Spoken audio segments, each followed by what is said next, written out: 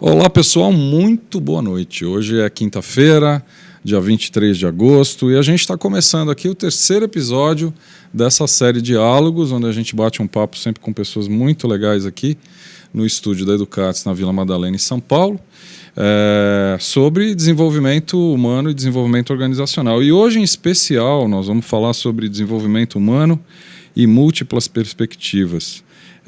E, lógico, para conversar conosco aqui, eu tenho dois convidados, como sempre, né? E eu quero trazê-los para cá. Eu tô aqui do meu lado no estúdio, o Ari. Tudo bom, Ari? Tudo bem. Seja bem-vindo. Muito obrigado. Olha, o Ari reclamou do título de hoje, né? O título de hoje era Desenvolvimento Humano sob uma nova perspectiva. E ele já veio aqui e falou, não, nada disso. Não vamos ajeitar esse título, Desenvolvimento Humano sobre múltiplas perspectivas, né? E é verdade, né? Porque se nós vamos falar de modelo integral, vamos falar, né? Exatamente. Acho que nada mais apropriado. E a ideia das perspectivas, vamos dizer assim, a ideia fundamental do Ken Wilber agora, quando ele está tratando sobre esse pensamento integral, é falando perspectiva. Essa perspectiva é a unidade fundamental agora do modelo integral. Uhum. Olha, muito legal ter você aqui. E nós temos também um convidado direto de Belo Horizonte que está conosco aqui, que é o Moacir. Deixa eu botar o som dele aqui. E aí, Moacir, tudo bom? Tudo bem, Maurício. Olha, tudo bem, muito obrigado pelo convite. Prazer enorme ter você aqui. E o pessoal já estava reclamando que você não trouxe o pão de queijo, né? Pois é, o pão de queijo é algo muito especial. Faz parte, inclusive, das nossas reuniões integrais. Olha aí, tá vendo? Eu vou criar uma marca de pão de queijo integral agora. Muito bom. Merchandising, a gente já tá lançando aqui uma nova marca. Bom ter você com a gente aqui. E eu acho que antes de mais nada, eu queria trazer a perspectiva um pouco para as pessoas que estão conosco, né? E se você estiver participando desse bate-papo ao vivo aqui, dessa gravação, participe através do chat. Você pode clicar no botão de chat e jogar suas perguntas para nós. Mas antes da gente começar a falar um pouco de teoria integral e de outras coisas mais que eu acho que a gente vai tocar, eu queria que vocês falassem um pouco para quem está conosco, quem são vocês? Quer dizer, o que vocês fazem hoje? Qual é a relação de vocês com esse mundo de desenvolvimento humano e como é que vocês chegaram até aqui? Quer começar? Você que está com a gente aqui. Pois não. Bom, eu diria que hoje, especificamente, eu respiro integral 24 horas por dia. A minha formação é uma formação na área de engenharia, mas há cerca de 20 anos atrás eu conheci entre aspas, o Ken Wilber através de um primeiro livro que me foi dado de presente, A Consciência Sem Fronteiras, e ali eu me encantei com o pensamento do Wilber e comecei a fazer um estudo sistemático. Quando eu me aposentei das minhas atividades de engenharia em 2001, eu disse agora minha proposta de vida é divulgar o pensamento do Wilber, porque é uma coisa que me fez muito bem e que eu tenho até por obrigação tentar divulgá-lo o mais que eu puder. E desde então é o que eu venho fazendo durante esses últimos 12 anos. E a tua carreira foi em engenharia mesmo? A carreira foi em Você engenharia. sempre foi engenheiro, sim. Trabalhou quem? Na verdade eu comecei na engenharia naval, né? Eu fui engenheiro naval, trabalhei estaleiro durante muito tempo, depois eu fui fazer uma pós-graduação em engenharia nuclear nos Estados Unidos, voltei, trabalhei na área de engenharia nuclear, e o final da carreira aí já mais na área gerencial, administrativa, né? O engenheiro tem isso, né? O final da carreira do engenheiro ele parte para a área gerencial, área administrativa. Sai da engenharia propriamente. Né? Você é um engenheiro que virou integral. Então. Tem um engenheiro que virou suco na Paulista há um tempo atrás. Né? Exatamente. Que coisa horrível que eu falei aqui agora. Vamos editar essa coisa aqui. Pô, coisa horrível. Não. Mas é interessante mesmo, né? Quer dizer, você que seguiu toda uma carreira talvez mais... técnica e racional. Técnica e racional, né? De repente mergulha nessa piscina. Essa história você vai contar para nós, então. Nós vamos falar mais. Vamos falar mais. E você, Moacir, conta para nós aí. Como é que a evolução da tua entrada aí nesse processo? Eu costumo dizer que não foi uma entrada, foram duas entradas. Primeiro que eu comecei a estudar administração de empresas e trabalhei aí inicialmente aí 10 anos só nas áreas técnicas de empresas. E eu me interessava muito sobre comportamento, acabei também fazendo curso de psicologia e migrei depois, por coincidência, para 10 anos atuando apenas com psicologia clínica. Então, a minha vida acabou me levando naturalmente a experimentar, que a gente, né, como se diz aí o Ken Wilber, os 4 quadrantes, uma perspectiva mais prática, né, do mundo objetivo, do mundo de processos, do mundo corporativo, e uma perspectiva mais interna, mais subjetiva, né, que diz sobre o comportamento, sobre os sentimentos, sobre os valores, as crenças. Em paralelo, que foi o segundo caminho, eu acabei conhecendo, né, um livro do Ken Wilber que se chama O Espectro da Consciência. Isso aconteceu há mais ou menos uns 24 anos. Um amigo meu foi na livraria e ele queria então comprar a biografia do Raul Seixas. Ele chegou lá, não tinha biografia do Raul Seixas. Aí ele falou, bom, eu não posso sair da livraria sem levar, né, alguma coisa. E de repente ele bateu o olho e viu um livro azulzinho escrito O Espectro da Consciência. Ken Wilber nunca ouviu dizer sobre esse sujeito, mas levou o livro. Depois eu acabei tendo acesso ao livro e eu tive uma experiência de êxtase. Por quê? Eu passei a ler cada um dos capítulos e ao final da leitura de cada um dos capítulos, a minha sensação é que eu tinha lido uns 10 ou 15 livros. E aquele livro mudou a minha vida. A partir então daquele instante, né, eu passei a me interessar, a estudar, eu passei a respirar integral, eu passei a, de fato, praticar isso na minha vida, né? E hoje eu trabalho com coaching, trabalho com desenvolvimento de pessoas. Agora, inclusive, estou na MetaCoach. Aqui atrás, inclusive, tem um modelo, né? Tem aí um chart do modelo integral. E isso já realmente faz, né? Já faz parte aí da minha rotina, principalmente aí nos últimos 10 anos. Né? Procuro realmente exercitar isso na minha vida pessoal e na minha vida profissional. Deu para ver que vocês dois pularam dentro dessa história, acho que instigados até por se desenvolver mesmo, né? Por conhecer outras coisas, né? Como é que a gente conceitua, como é que na cabeça de vocês, o que significa desenvolvimento? Desenvolvimento humano, desenvolvimento pessoal? Como é que a gente poderia conceituar nos dias de hoje, né? Eu não sei, acho que os dias de hoje trazem outros desafios para esse conceito do que talvez alguns anos atrás, onde você tinha todo um processo educacional muito bem desenhado, né? O mundo não era tão complexo quanto é hoje. Não sei se eu estou delirando aqui, mas dá para atualizar ou trazer para hoje esse conceito de desenvolvimento humano? Bom, esse conceito de desenvolvimento humano, eu acho que nós poderíamos traduzi-lo mais por um aspecto mais amplo, que seria o aspecto da evolução. Né? O ser humano ele vem evoluindo ao longo dos últimos 50 mil anos, nós poderíamos dizer assim. E o que nós vemos hoje em dia é que existe um movimento de tentar entender esse ser humano sob múltiplas perspectivas. Isso aconteceu mais especificamente a partir do século XX, onde vários pesquisadores começaram a olhar o ser humano sob perspectivas diferentes. Né? Uma perspectiva de desenvolvimento cognitivo, como fez o Piaget, desenvolvimento moral, como fez o Lawrence Kohlberg, e como um desenvolvimento emocional, como fez o Daniel Goleman, de necessidade, como fez o Maslow. Então, cada uma dessas pesquisas mostravam o ser humano sob uma perspectiva diferente. E todas elas chegaram a conclusões interessantíssimas, no sentido de que o ser humano ele se desenvolve através de estágios ou níveis de consciência. Então, isso é uma coisa marcante no pensamento integral, porque nós todos nascemos, vamos dizer assim, numa estaca zero, e ao longo da vida nós temos a oportunidade de nos desenvolver em estágios de consciência em diferentes potenciais, ou em diferentes linhas de desenvolvimento. Então, essa é a busca nossa, de tentar entender essas diferentes potencialidades do ser humano e que cada um tem o seu, assim, as suas características próprias. Alguns conseguem se desenvolver mais em algumas linhas, outros em outras linhas, mas ver que todas elas são importantes. Isso é que é fundamental. Porque o ensino, até algum tempo atrás, ele só dava foco para a linha cognitiva.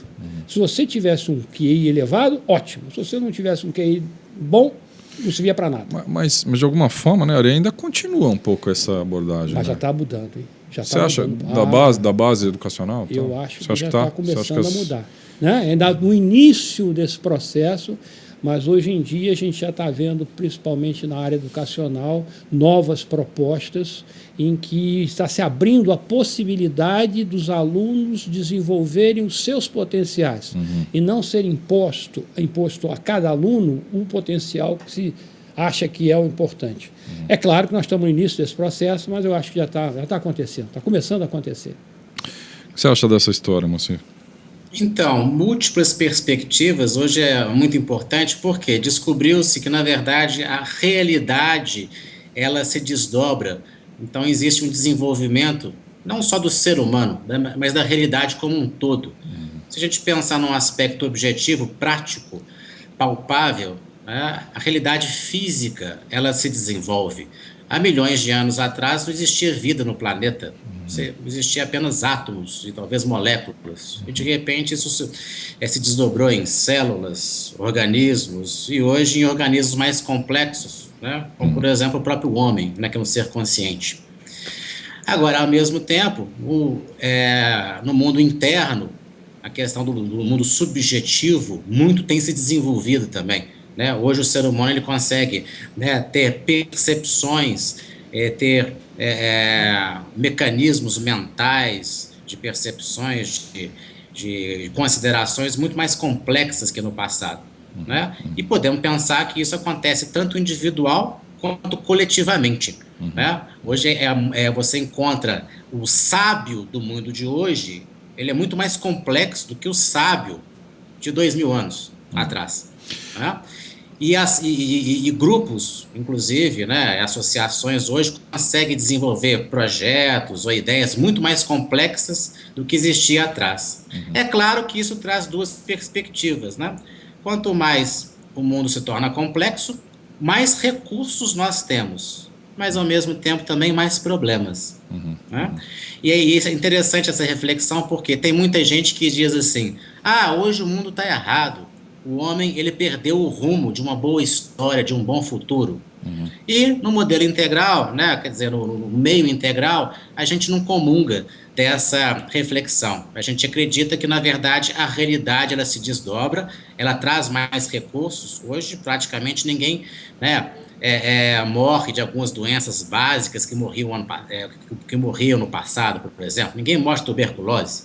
Mas, ao mesmo tempo, hoje a depressão é o mal do século. Então, temos recursos e temos problemas. Agora, se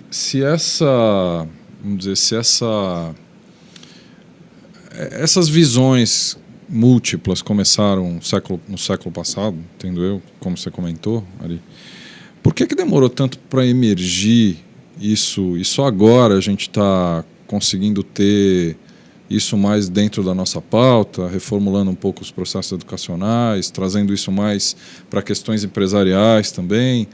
Por que vocês acham que isso demorou tanto para emergir? É normal isso? Ou será que coisas como, por exemplo, a própria era industrial abafou um pouco esse processo, uma era muito materialista, processos, máquinas, tecnologias... Poucas falavam de gente, né? Não sei. Você falou bem, porque no modelo integral a gente costuma dizer que toda evolução passa por 3 estágios, né? Que é um processo de fusão, depois de diferenciação e depois de integração. E a história da humanidade passou também, né, de certa forma, por esses estágios. Então, tinha um momento, por exemplo, na Idade Média, de que alguns conhecimentos, algumas realidades... as pessoas não conseguiam entender que tinham aspectos diferentes. Por exemplo, na Idade Média, se caísse um raio em cima de uma árvore, muitas vezes a pessoa ela não identificava aquilo como um fenômeno físico. Ela acreditava talvez que fosse um Deus que estava brava com ela, queria trazer uma grande tragédia para aquela comunidade. Então a gente costuma dizer que a ciência, a religião e a cultura poderiam estar fundidas. Né? Eu não teria uma perspectiva de entender, né, que de certa forma são domínios diferentes, complementares, mas diferentes. Tá? Até que chegou o momento da modernidade em que houve, então, uma nova perspectiva de diferenciação, de entender, peraí, né, o que é um fenômeno físico, o que é o mundo interno, né, em termos de sensações, percepções, né, o que é também o mundo interno em termos de cultura, né, de desdobramento aí de valores. Mas, ao invés da gente entrar automaticamente no terceiro estágio, que seria o estágio da integração, né, houve o que, né, que foi chamado do desastre da modernidade, que é a dissociação. Ao invés de integrar, né, um desses domínios, que foi, na verdade, a ciência empírica, ela acabou dominando o conhecimento, né, durante ainda muito tempo, durante décadas, né, e que finalmente no século XX, né, é que houve um movimento com a visão mais crítica, que conseguiu de fato, né, procurar colocar as coisas no devido lugar. E eu considero o próprio surgimento do Ken Wilber, né, e de tudo que ele, como pioneiro, começou a desenvolver, que hoje várias outras pessoas estão desenvolvendo, né, um movimento muito forte em cima dessa realização, de conseguir fazer um mapeamento mais claro e organizado da realidade. Quer falar alguma coisa? Quer complementar? Não, só complementando aqui o que o Moacir disse, eu gostaria de dar... É interessante, você perguntou por que demorou tanto tempo para acontecer isso, né? E eu gosto de dar... O Wilber tem uma capacidade de síntese muito grande, então, de uma forma, se a gente fizer um passeio pela história da humanidade, assim, com números que são meramente... não são números precisos, nós podemos dizer que a humanidade passou 30 mil anos numa fase de caça e coleta, depois passou 3 mil anos numa fase agrária, depois 300 anos numa fase industrial e agora 30 anos numa fase informacional. E essas mudanças de tecnologia trouxeram mudanças de culturas em todos os aspectos. Então, se nós virmos esses números, nós vemos que a própria evolução, ela está se acelerando exponencialmente. E agora, o Wilber diz que nós estamos no limiar de uma era integral. Se a gente, por exemplo, dentro dessa lógica, nos próximos 3 anos, nós entraríamos nessa era integral. Não necessariamente. Mas o que é fora de dúvida é que as coisas já estão acontecendo de uma forma cada vez mais acelerada. Se nós pensarmos que há 40 anos atrás não se falava absolutamente nada sobre ecologia, sobre direitos humanos, sobre feminismo... Nada da pauta que nós temos hoje. Então, veja, o que se espera, e tudo isso acontece sempre quando você cria uma massa crítica desse novo nível que está surgindo. Então, o momento atual, que o Wilber diz que nós estamos no limiar de uma era integral, é criar uma massa crítica com o pensamento integral, que vai integrar tudo isto, de forma que a gente possa, então, ver o mundo de uma outra forma e, consequentemente, trazer novas soluções para os problemas atuais da humanidade e que o modelo atual já não consegue mais resolver. Tem pessoas... alguns estudiosos, inclusive, de ciência a espiritualistas, que dizem que a gente está ao passo de uma ruptura, de fato. Uma ruptura, entendo por ruptura algo que vai mudar abruptamente, entre aspas. Quando você fala de 3 anos, para mim isso é abrupto. Não, consequentemente não é. Não.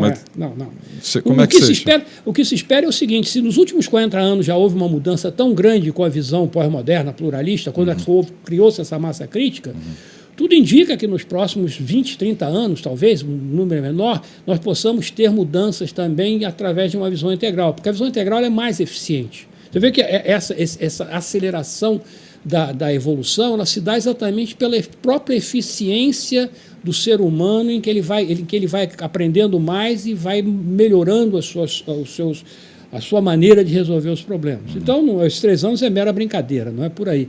Mas eu sou bastante otimista, eu acho que nos próximos 10, 20 anos nós vamos começar a sentir o pensamento integral influenciando no mundo. Isso vai influenciar modelos econômicos, formas de capitalismo? Vai chegar nesse nível? Veja, hoje em dia, a gente viu o seguinte: essas duas grandes formas de pensar do socialismo e do capitalismo, elas praticamente... O socialismo já foi, né? Com a queda do Muro de Berlim, já se perdeu. E o capitalismo está numa crise em que, se nós não mudarmos esse nosso pensamento de economia de mercado, de cada vez incentivar um crescimento infinito num planeta que é finito, Esse modelo está totalmente falido também. Nós ainda não sabemos qual será o novo modelo. Esse novo modelo, exatamente essa visão integral é que vai nos trazer. Nós não sabemos qual é a solução, mas que com toda certeza o capitalismo também está indo já está em declínio, não temos dúvida quanto a isso. O Moacir trabalha com coaching, imagino que você tenha contato com muita gente que está buscando, enfim, evolução, desenvolvimento. Dentro desse conceito do modelo integral, como é que as pessoas têm se comportado e quem tem sido o tipo de pessoa que você tem interagido? Porque a gente falou aqui no começo de formação de massa crítica, acho que você começou falando. Né? Então, imaginando que essas pessoas começam a ter contato com vocês mais de perto, aqueles que se identificam ficam por perto, quem não se identifica vai embora, mas de toda forma se começa a formar né? Vejo ao redor das pessoas do Instituto, vejo ao redor de uma célula Natura, o quanto de gente começa a se colar, o quanto as organizações começam a assimilar isso e as transformações vão se acelerando. Como é que tem sido esse perfil, Moacir, de pessoas que têm buscado um pouco desse ar aí? É uma coisa assim que tem me impressionado bastante. Eu costumo dizer que há 10 anos eu não tinha notícia praticamente de ninguém que tivesse contato, por exemplo, né, com um modelo como o criado pelo Ken Wilber, né, um modelo integral. Eu me lembro quando às vezes eu colocava um livro debaixo do braço, alguém né, perguntava de quem que era, o que se tratava, e a pessoa ficava um pouco confusa. Eu acho impressionante a quantidade hoje de pessoas que eu acabo conhecendo e que já teve algum contato com uma leitura, um estudo, uma conversa, né, um modelo que diz respeito a esse novo olhar integral. Eu acho que realmente é impressionante. Isso tem surgido não só em vários países, mas em corporações, em várias áreas. E em termos de desenvolvimento pessoal, hoje existe realmente uma demanda muito grande. As pessoas realmente estão procurando se conhecerem melhor através de ferramentas mais eficazes. Por quê? Hoje a velocidade das mudanças é muito grande, todo mundo sabe disso. E as pessoas, né, querem conseguir se organizar melhor, porque hoje, no fundo, um grande desafio do ser humano hoje do século XXI é o que a gente pode chamar da autogestão. Aquela história. Se você nascesse aí há 500 anos, seu pai fosse sapateiro, você ia ser o quê? Sapateiro, certamente. Ou seja, você não tinha muita oportunidade, muita possibilidade. Hoje, você pode ser o que você quiser. A vida é muito abundante. Né? Ou seja, se há 500 anos você fosse sapateiro, né, e ficasse velho e infeliz, a culpa era de quem? Do seu pai. Meu avô, meu pai, toda a família que estivesse atrás. Né? Hoje a gente não pode culpar ninguém. Por quê? Por mais, por exemplo, limitado, ou seja, o contexto, ou humilde seja a pessoa, se ela se dedicar, ela pode ser o que ela quiser na vida. Então, hoje as pessoas, né, elas sofrem muitas vezes, né, de uma certa angústia, que é ter consciência de que o futuro que elas terão, né, de fato serão consequência das suas escolhas. Então, hoje existe um interesse, um movimento muito forte em termos de autoconhecimento. Haja visto, por exemplo, né, esse movimento forte da perspectiva de um trabalho de coaching. Aqui no primeiro episódio que a gente fez do programa, estava o Marcelo, o Edu Zaidental aqui. E eles trouxeram para cá com um conceito de empreendedorismo, empreendedorismo, que mais do que qualquer coisa você empreender os seus desejos, é você mesmo, né? Independentemente, você vai empreender uma empresa ou o que for. Eu imagino que o modelo integral seja um modelo que pode alicerçar toda essa reflexão do eu antes de você empreender, o eu propriamente. Dá para a gente conceituar de forma simples o modelo integral para quem está começando a ter contato com essa história? Porque eu, às vezes, tenho que confessar, eu vejo vocês, principalmente o Marcelo, o Edu, pessoas que estão mais próximas, agora vocês falam disso com uma propriedade tão grande, né? Certamente isso já está nas entranhas, no sangue de vocês, né? No coração, em todo lugar, que às vezes para mortais como nós aqui, caras que têm uma formação de 40, 50 anos atrás, que viveram um mundo bem tradicional como ele é, minha família toda pensava em aposentadoria, tá certo? Quando eu me aposentar eu vou ser feliz, né? Aquela história do futuro, né? Como é que a teoria integral, o modelo integral pode ajudar as pessoas em uma linguagem simples? Olha, de uma maneira muito simples, o modelo integral, a gente pode dizer que ele é um mapa do ser humano. O que o Wilber nos deu foi um mapa de como nós funcionamos. Tá? Aí um mapa ele serve para nos auxiliar. Eu, quando vim aqui hoje, eu não conhecia aqui eu conheço muito mal a Vila Madalena, né? E se eu tivesse saído de casa sem um mapa, eu simplesmente ia levar 3 dias para chegar aqui. Demorar para chegar. Aí se eu olhasse um mapa, eu talvez demorasse assim 1 hora. Quando eu vim com o GPS, o GPS que é um mapa em tempo real, né, que se você errar, ele na mesma hora te corrige. Te corrige, isso foi muito fácil. Então eu brinco que o modelo integral é um GPS, que o Wilber nos deu de como nós funcionamos. É claro que isso não é uma receita de bolo. É um processo que é um processo de vida, uma proposta de vida. Mas à medida que você vai se identificando com o modelo integral, vai entendendo o modelo integral, a nossa vida fica muito mais fácil. Eu não sei se você quer que eu fale rapidamente sobre acho que podia, viu? os 5 componentes eu acho que seria fundamentais. legal, Ari. Acho que seria legal. O modelo integral ele tem 5 componentes fundamentais que são coisas que todos nós estamos vivenciando nesse exato momento. Eu vou tentar ser rápido, conciso nisso, apenas para a gente chegar a um gostinho do que é o modelo. Veja, o primeiro componente do modelo integral são os níveis. Tá? Os níveis é a vivência que você tem agora de que você hoje é diferente do que você era há 20 anos atrás. Concorda comigo? Eu concordo. Concordo. E para melhor ou para pior? Acho para melhor. Para melhor. Então todos nós temos a sensação que hoje nós estamos melhores do que nós éramos no passado. Nós aprendemos alguma coisa, nós amadurecemos. Então isso no modelo integral é representado pelos níveis. Segunda vivência, as linhas. Há coisas que para você são muito fáceis, né, Maurício? Outros não tem problema. Outras são muito faz duras. Com facilidade. Pilotar essa parafernália. Para mim, eu nunca conseguiria fazer isso. Conseguiria, né? Outras coisas você consegue fazer, mas são difíceis. Você tem que realmente se dedicar. E tem outras coisas que você jogou a toalha, não é para mim. Não vou. Isso é caracterizado no modelo pelas linhas de desenvolvimento. São os diferentes potenciais que o ser humano pode desenvolver. E cada um de nós desenvolve esses potenciais. Ou não. Uns mais, outros menos, em níveis diferentes. Então a gente já está vendo uma integração em que os níveis passam a servir como uma escala. Eu posso estar muito elevado, mais desenvolvido num nível cognitivo, por exemplo, numa linha cognitiva, menos desenvolvido numa linha moral, menos ainda numa linha interpessoal. Bom, terceiro componente são os estados. Nós estamos num estado de vigília aqui.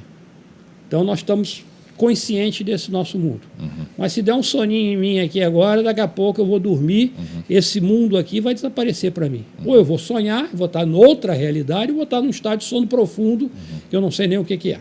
Né? Acabou para mim a realidade. Então os estados, que podem ser os estados comuns, que nós já falamos, ou estados alterados de consciência, ou estados fenomênicos, hoje eu estou feliz, ou estou triste, ou estou deprimido, ou estou nervoso, ou estou calmo.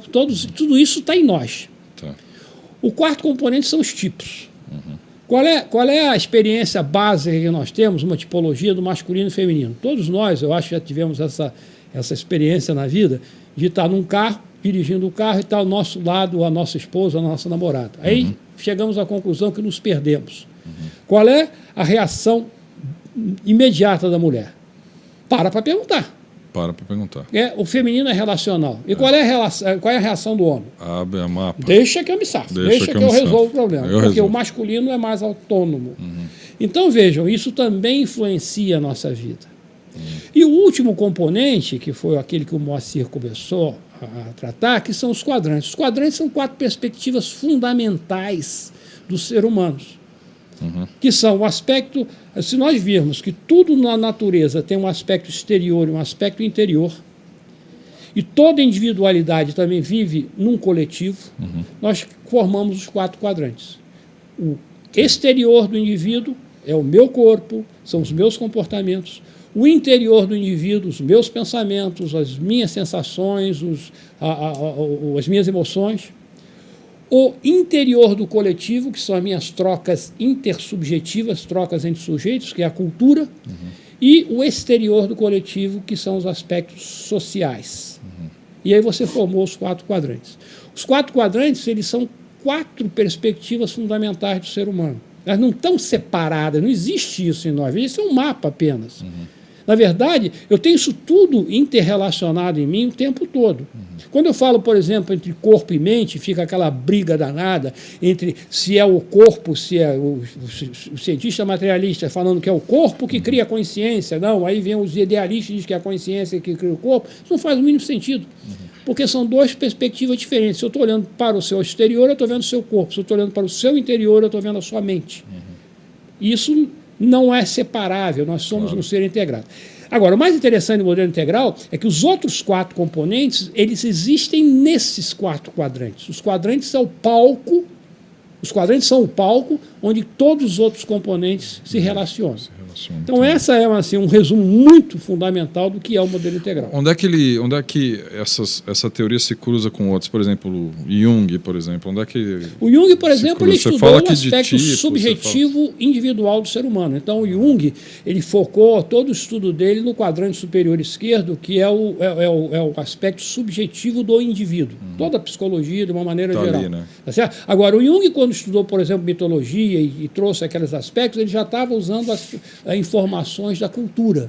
Eram aspectos culturais em que ele usou para, de uma certa maneira, desenvolver todos os seus aspectos, todos os seus arquétipos, toda a sua teoria. Então a gente começa a ver essa inter-relação que existe. Já o behaviorismo, por exemplo, ele estudou os aspectos do quadrante superior direito, os aspectos do comportamento, que é a única coisa que é objetiva, que pode ser observada de forma objetiva no ser humano. A psicologia não era considerada uma ciência. Então, a primeira tentativa de se tornar a psicologia uma ciência foi estudar o comportamento.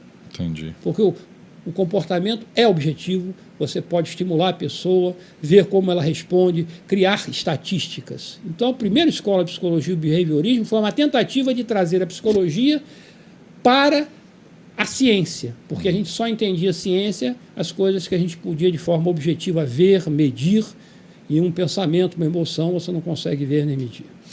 Eu estava pesquisando um pouco aqui, Ken Wilber, né? Trouxe aqui o pai dos burros de hoje, que é a Wikipédia. Bom, aqui tem um resumo sobre o Ken Wilber, e tem algumas coisas sobre a obra dele. Mas o que daria para a gente indicar para as pessoas que querem ter mais contato com isso? Eu vi que a Iracema fez essa pergunta para você um pouquinho antes de começar. O que vocês indicariam? Não é o acidente que aconteceu com o Moacir do livro, que era para ser o... O que era para ser o livro que você ia ter contato? Biografia do... O livro é a biografia do Raul Seixas. Do Raul Seixas, cara. Dá para indicar livros? Sim.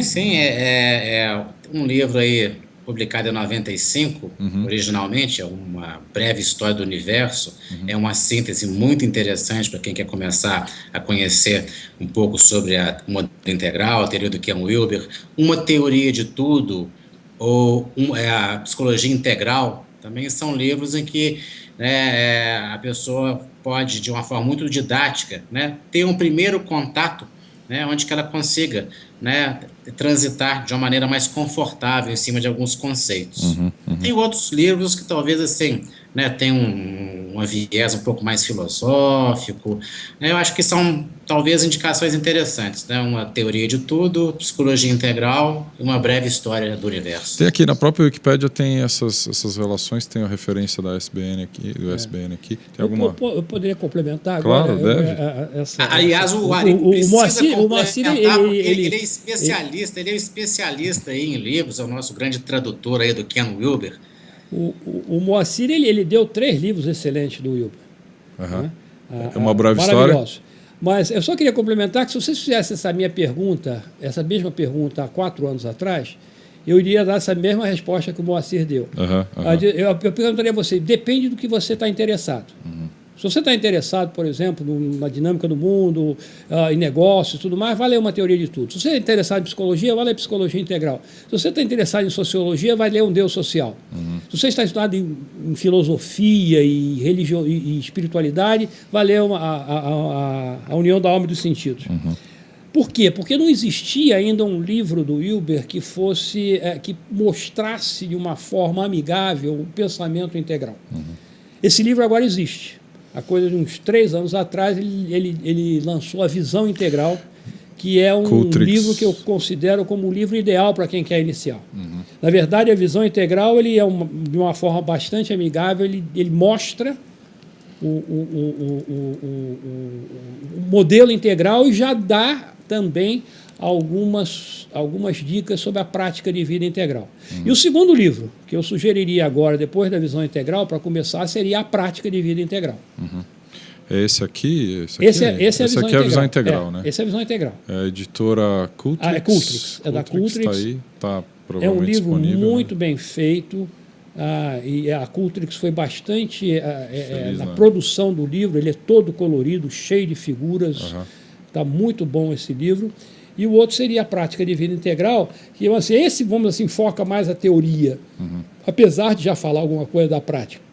E a Prática de Vida Integral dá um resumo da teoria, mas foca mais na prática. Então, eu acho que seriam esses dois, atualmente, os 2 livros ideais para quem quer ser apresentado ao chegar mais perto, né? Tem uma questão aqui que o Gustavo colocou para vocês dois responderem. Ele coloca o seguinte: como é que vocês veem a diferença de desenvolvimento da consciência entre alguns grupos de vanguarda, como vocês, eu até mencionei isso como esse grupo que a gente está começando a dialogar, e de regiões do planeta onde existe um atraso muito grande, né? Com muita criminalidade e outras questões sociais. Eu acho que... Como é que a gente... Essa é uma boa pergunta. Isso me lembra aqui uma posição colocada pelo próprio Ken Wilber. Ele vai lembrar o seguinte, que a realidade ela tem uma lei, né? Que quanto maior, mais complexa a estrutura, menor quantidade dela existe. Né? Vamos fazer um paralelo, por exemplo. No nosso planeta, né, a gente tem aí muito mais átomos que moléculas, muito mais moléculas que células, muito mais células que órgãos, muito mais órgãos que seres, muito mais seres que mamíferos, muito mais mamíferos que homens, muito mais homens que sábios. Ou seja, para você encontrar um sábio, né, uma pessoa realmente com uma perspectiva mais ampla, né, a gente vai encontrá-lo em menor quantidade. Aliás, eu tive até inclusive a oportunidade de conversar com o próprio Ken Wilber, que ele dizia, né, que talvez se ele fosse imaginar, né, as pessoas, os sábios, que ele, de fato ele reconhecia como sendo pessoas extraordinárias, ele contaria nos dedos em toda a história. Então, existe essa perspectiva, né? Ou seja, é muito mais complexo, é muito mais desafiador você encontrar um Dalai Lama por aí, né? Do que pessoas, às vezes, que estão, né, lutando e brigando, né, sobre questões mais básicas. Agora, não quer dizer que uma coisa está certa ou que uma coisa está errada. Na verdade, né, são exatamente os níveis de consciência que eles podem se desdobrar de formas saudáveis ou patológicas. Por exemplo, existe a pessoa que é individualista, mas pode ser um individualismo saudável, como, por exemplo, o atleta. O atleta ele é individualista. O sujeito vai correr os 100 metros rasos no domingo e no sábado está treinando, percebe que o adversário que correrá contra ele levou um tombo e se machucou tudo. No dia seguinte, ele não vai correr mais devagar com dó do adversário. Ele vai correr o mais rápido possível. Tá? Então, o esporte é um individualismo mais saudável. Agora, é claro que existe um individualismo patológico. A corrupção, né, o crime, e outras perspectivas mais. Então, é muito importante a gente, inclusive, aproveitar da ferramenta, né, do próprio modelo integral, nesse caso, níveis de consciência, para identificar qual que é a predominância, né, daquele indivíduo, daquele grupo, porque isso pode, inclusive, nos ajudar a atuar de uma forma efetiva naquela área. Por exemplo, vamos imaginar aqui um bandido e resolve, então, mandar assassinar 5 pessoas em Copacabana. Então ele tem uma perspectiva individualista. Mas, de repente, um grupo com perspectiva muito consensual e de comunidade sai às ruas com bandeirinhas brancas, 5 mil pessoas. Né? E o intuito é sensibilizar o criminoso para que ele pare de fazer isso, afinal de contas. 5 pais de família morreram. Mal sabendo esse grupo, que talvez eles estão incitando mais violência. Por quê? Na perspectiva do individualista, que na integral ele chama do vermelho, ele liga a televisão e observa. Foi bom, mandei matar 5 em Copacabana, saíram 5 mil. Eu mando matar 10, saem 10 mil. Eu sou todo poderoso, que é aquilo que ele quer para si mesmo, a vaidade, o orgulho. Então é muito importante a gente entender, o que está sendo feito, o que está sendo praticado de fato, qual que é a ferramenta que a gente pode utilizar, naquele universo, com aquele estilo e aquele perfil de consciência. Não, só complementando o que o Moacir falou, o Wilber disse assim, todos nós nascemos na estaca zero. Todos nós nascemos no nível de sobrevivência básico. E a partir daí, nós podemos desenvolver níveis de consciência mais elevados em diferentes linhas de desenvolvimento, em diferentes potenciais. É claro que o nosso meio, seja o meio social ou o meio cultural, vai nos dar maiores ou menores oportunidades nesse desenvolvimento. Por isso é que países mais desenvolvidos tendem a ter pessoas também mais desenvolvidas. E países menos desenvolvidos estão em níveis de sobrevivência. O mundo deles é o mundo que eu vou comer para viver até amanhã. Então, esse aspecto, sempre haverá na sociedade pessoas em todos os níveis de consciência. Seja em aspecto, mas o importante que o Wilber chama a atenção é que todos esses níveis são importantes, todos eles têm a sua função. E o que nós devemos procurar fazer é não deixar com que as patologias de cada um desses níveis emerjam. Essa é a ideia de uma visão integral.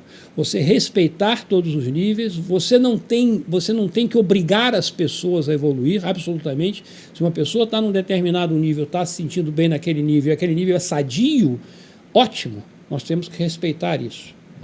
E procurar, sim, evitar as patologias, criar meios de evitar as patologias. Agora, essa pirâmide é uma pirâmide natural. À medida que você vai aumentando em complexidade, você vai diminuindo a quantidade. Agora, ali num país complexo, heterogêneo como o Brasil, por exemplo, porque o Brasil tem um monte de Brasil aqui dentro, vários Brasils dentro do Brasil. Como é que isso... Mas veja, é interessante a gente pegar o Brasil, o Brasil é um continente. Exatamente. Se você for raciocinar em termos, por exemplo, de regiões do Brasil, você vai pegar o Sudeste.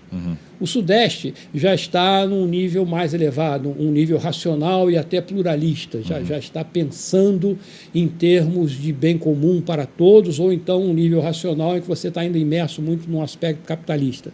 Se pegar o Nordeste está em regime feudal.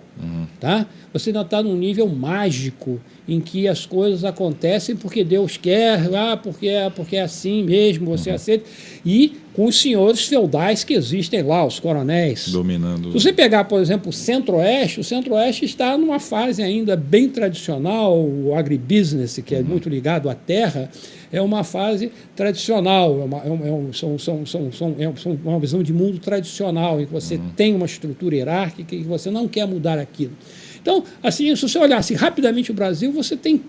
As regiões, em termos coletivos, estão em diferentes níveis médios de consciência. Se você pegar a cidade de São Paulo, a mesma coisa. Você pode vir para São Paulo, você vai pegar os bairros, você pode fazer a mesma análise.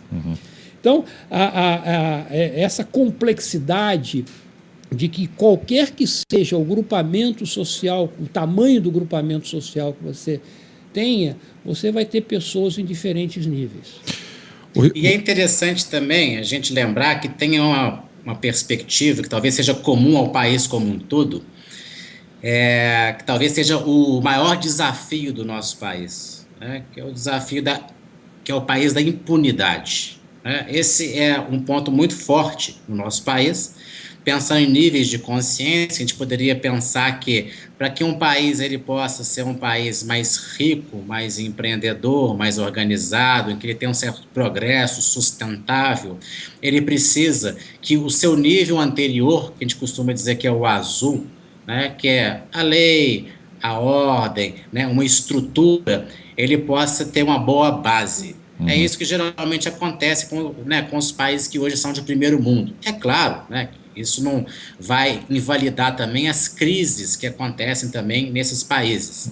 Mas, por exemplo, países muito ricos, geralmente são países onde que as leis funcionam, né? Por mais que os Estados Unidos estejam passando por uma crise drástica atualmente, mas é um país que, em termos de lei, né, as coisas funcionam de uma forma muito diferente que aqui.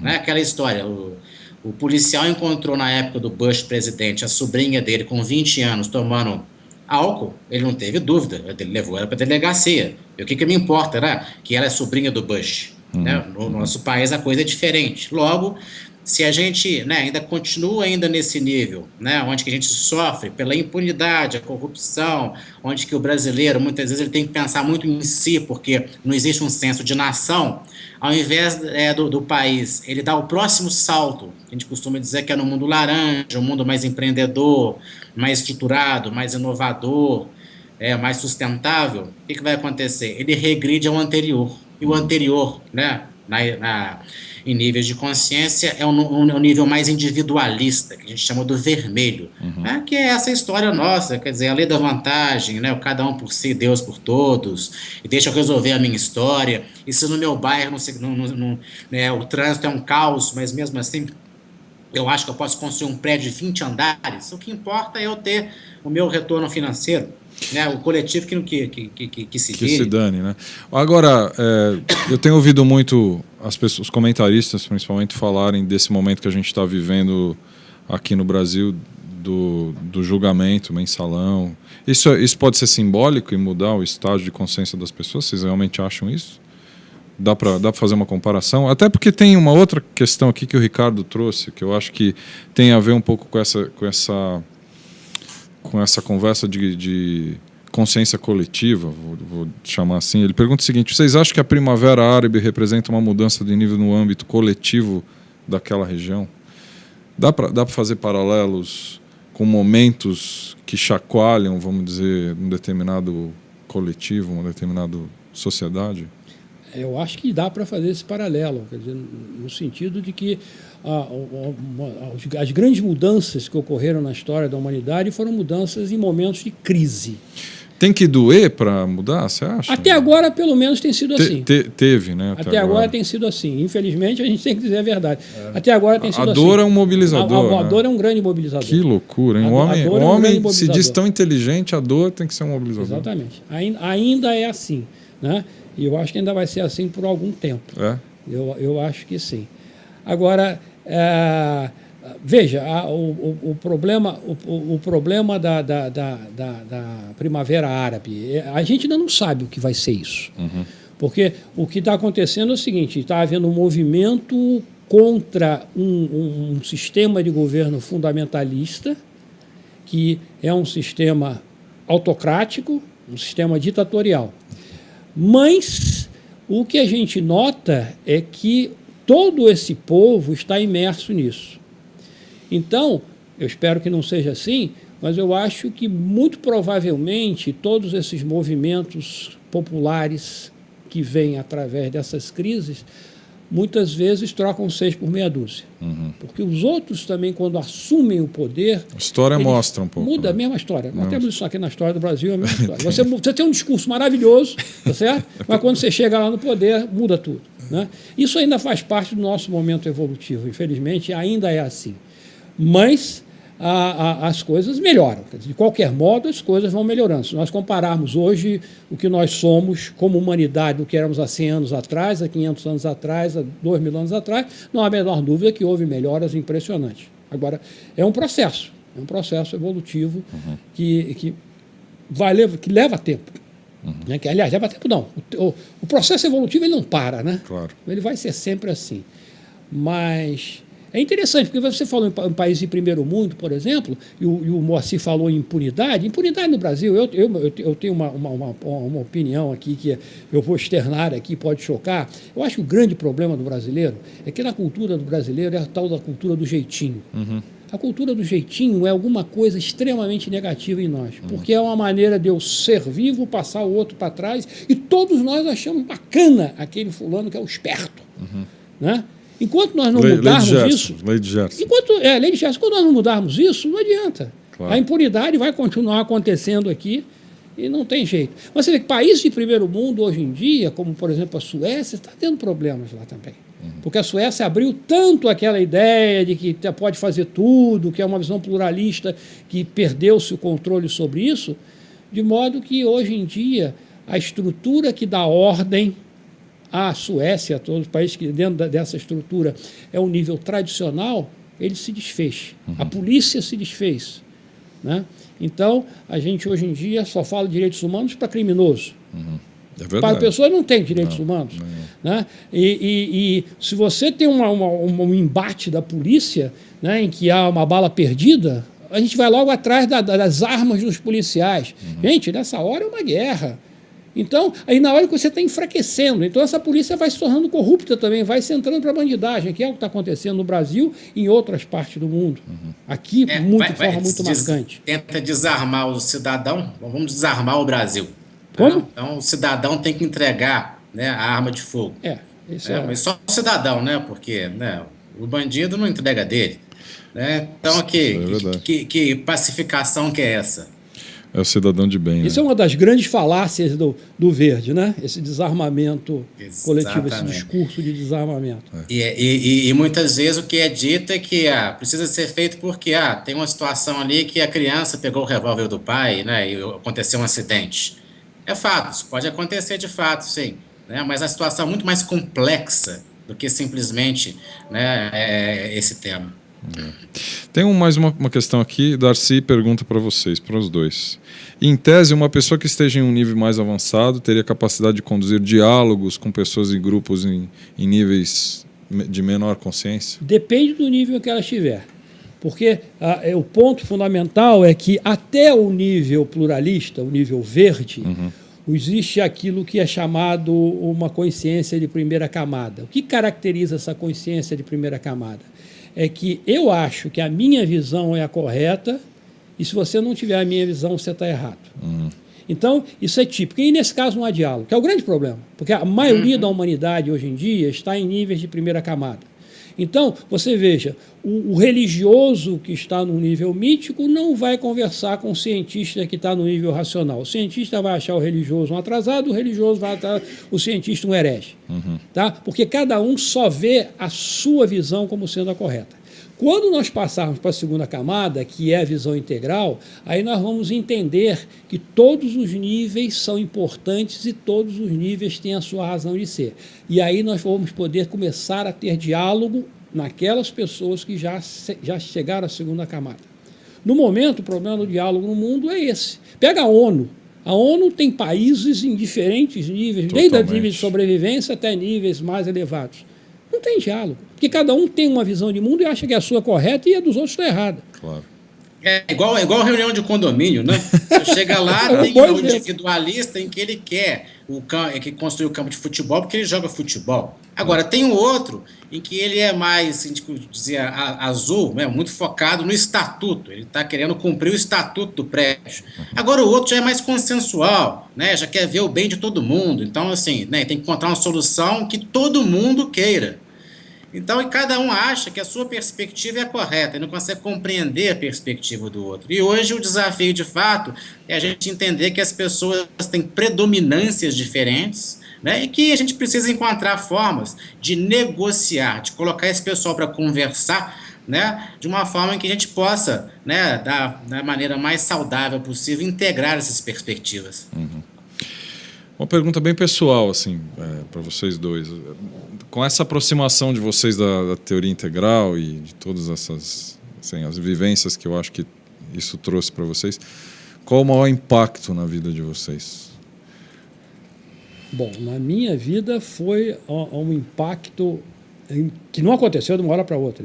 Voltando àquela ideia, quando eu conheci o Wilber há 20 anos atrás, o que eu sou hoje, eu me considero completamente diferente do que eu era há 20 anos atrás. Principalmente, para mim, o grande impacto da visão integral foi a melhoria do meu aspecto de relacionamento com o outro. Isso, de uma forma, foi uma coisa muito marcante na minha vida. Há 20 anos atrás, talvez eu não estivesse aqui com vocês hoje conversando. Talvez eu estivesse fechado nos meus pensamentos, nas minhas coisas, não estivesse aqui. Então, esse foi um impacto muito grande. E, além disso, o outro impacto que o Wilber me trouxe foi me abrir um novo mundo, que é o mundo da espiritualidade, mas o mundo da espiritualidade em termos de transcendência, em termos de aspectos de transcendência. Não que eu tenha transcendido, longe disso, mas eu sei que agora existe alguma coisa e eu estou em busca disso. E é um engenheiro falando isso, né, cara? Mas você sabe que eu tenho um grande número de alunos que são engenheiros. É mesmo? É. E eu até brinco com eles, porque eu digo o seguinte, o que encanta os engenheiros, a filosofia do Wilber, é que o Wilber é um filósofo que usa gráficos. Então, para nós engenheiros, ele é extremamente didático. Então, para nós, um filósofo. Você viu algum filósofo que usa gráficos? Nunca. O Wilber é o primeiro, eu acho. Nunca vi. Isso nos encanta. Genial. Eu estou brincando com o engenheiro que virou integral. Nem tenho essa liberdade contigo. Mas por favor. Mas eu achei bárbaro você começar dizendo que era engenheiro. E para você, Macir? Onde fisgou aí, cara? Conta para nós. Cara, fisgou em toda a minha vida. Tudo, em todos os aspectos. Então, hoje eu já pratico há muitos anos, né, muito do que eu consegui colher, né, do modelo integral, do que eu estudei, do que eu pude entender em cima desse conhecimento. Hoje o tipo de trabalho que eu faço, as oportunidades que eu tive de conhecer novas pessoas, de ter novas experiências, eu devo muito também a esse caminho, de ter trilhado o caminho integral. Até mesmo, eu costumo dizer que eu conheci a minha esposa, né, por causa do modelo integral. Conheci minha esposa numa situação em que eu estava num contexto onde que eu acabei tendo a oportunidade de conhecer o Ken Wilber lá nos Estados Unidos, e foi nessa situação que eu conheci. Então, de fato, eu consigo imaginar a minha vida, né, sem, né, essa prática, sem esse encantamento, né, de uma nova perspectiva, de um olhar mais amplo, de procurar exercitar a consciência, né, de conseguir enxergar cada dia, né, alguma coisa um pouquinho mais além. Muito legal. Tá rolando um papo bacana aqui no chat, as pessoas estão trocando, mas essa semana aconteceu uma coisa interessante. O Marcelo Cardoso me mandou um e-mail, porque ele tem uma palestra que ele fez no TEDx Laçador, que gerou um impacto para as pessoas que vêm. Ele foi muito feliz na apresentação, transpira muito desse movimento todo que a gente está falando aqui. E a semana teve uma evolução grande no número de audiência no vídeo que está publicado, e eu fui pesquisar um pouco mais sobre a audiência, até para mandar para ele, e eu percebi várias coisas, mas uma delas me chamou muita atenção, que o público, fundamentalmente, é um público mais maduro, 35 anos para cima, né? Eu andei pesquisando alguns outros vídeos sobre o tema e vi que realmente o público é um público mais maduro, 35 anos para cima. O que dá para explicar, porque, enfim, a gente está vivendo um pouco desse movimento. Agora, não seria muito legal tentar trazer essa reflexão para o fulano bem mais novo do que 35 anos para cima? Ou é realmente um estágio em que as pessoas realmente começam a ter olhos para isso e conseguir... O que você acha, Ari?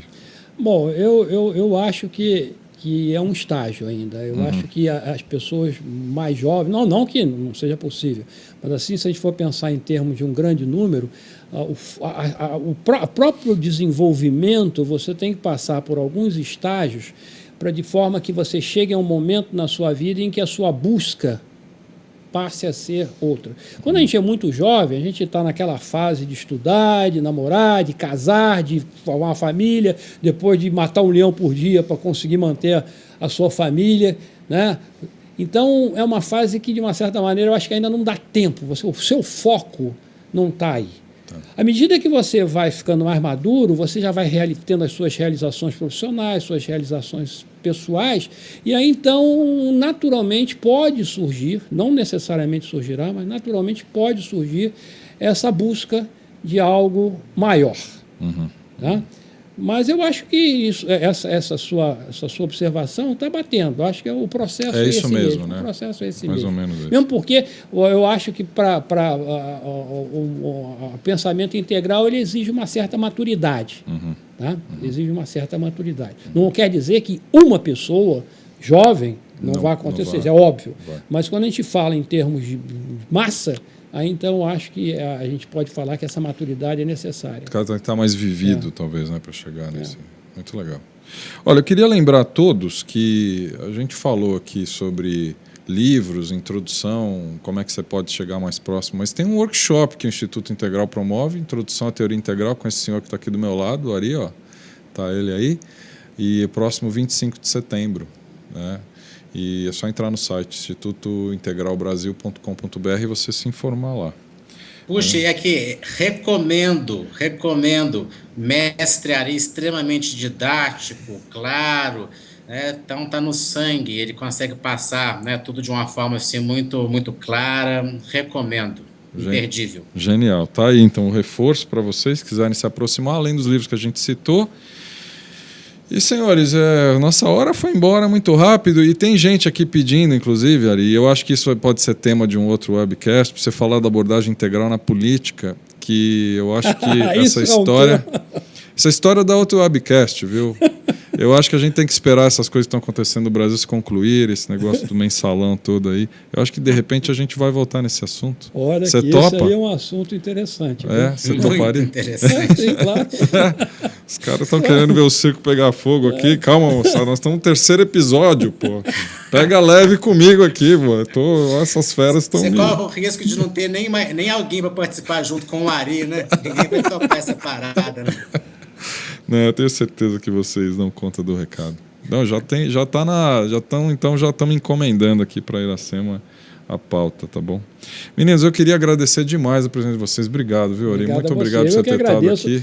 Essa oportunidade, porque para mim toda oportunidade de falar sobre o pensamento integral me é muito cara. Porque realmente é alguma coisa que eu vesti a camisa, que eu acredito. Então eu fico muito feliz, agradeço a você por essa oportunidade. Olha, muito legal você ter estado aqui. Queria agradecer você também, Moacir. Muito obrigado, viu?